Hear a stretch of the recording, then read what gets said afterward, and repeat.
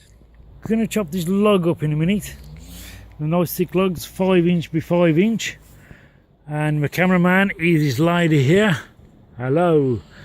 And here we go. Oh, I just bought this Titan chainsaw. I'm going to show you how to do it.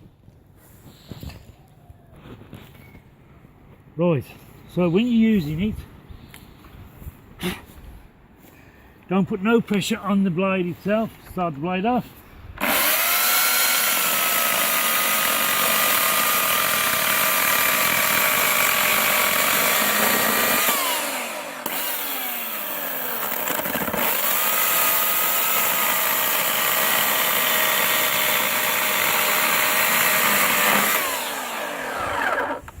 And that's what you call a nice chop, isn't it?